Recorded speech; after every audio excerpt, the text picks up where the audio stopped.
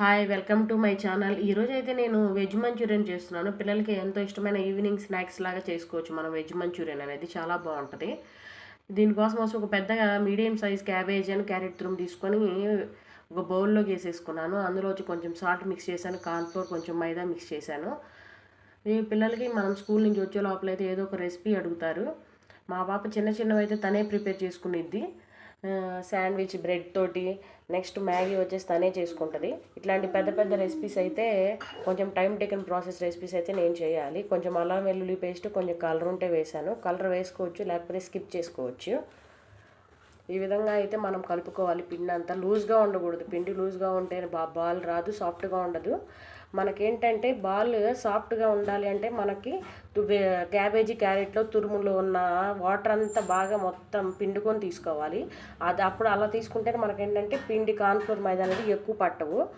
Cornflour మైదా అనేది ఎక్కువ పిండి వేస్తే ఏంటంటే బాల్స్ అనేవి బాగా గట్టిగా తినడానికి బాగోదు. మనం ఇలా ఈజీగా మెత్తగా ఉండాలంటే పిండి కొంచెం తక్కువ వేసుకోవాలి. ఈ విధంగా అయితే చేశాను. బాల్స్ అయితే వేయగానే మనం దాన్ని కదిలించకూడదు, విరిగిపోతాయి.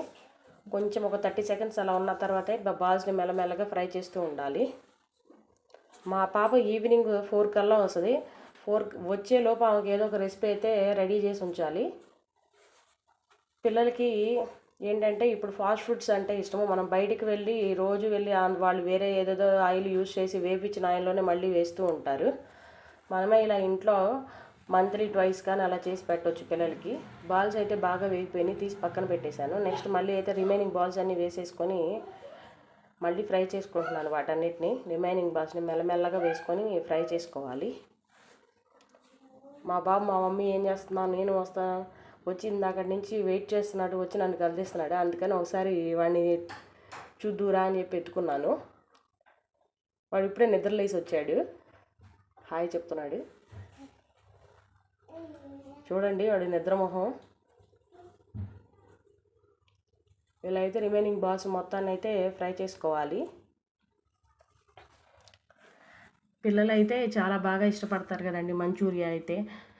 మనం ఇంట్లోనే ఒక మీడియం సైజ్ క్యాబేజీ తెచ్చేసుకొని తురుముకోవడమే కొంచెం టైం టేకన్ ప్రాసెస్. మిక్సీ వేసుకుంటే ఏంటంటే క్యాబేజీ అనేది బాగుండదు, మొత్తం క్రీమీగా అయిపోద్ది. తురుముకుంటే ఏంటంటే దాని టేస్ట్ బాగుంటుంది.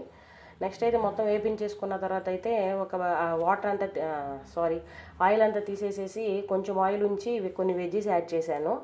ఏంటంటే అది ఉల్లిపాయ, కొంచెం క్యాప్సికమ్ ముక్కలు, కొన్ని ఉల్లిపాయ ముక్కలు, కొంచెం వెల్లుల్లిపాయ ముక్కలు వేసి ఫ్రై చేస్తున్నాను. ఫస్ట్ వెల్లుల్లి తొక్కు తీసేసి దాని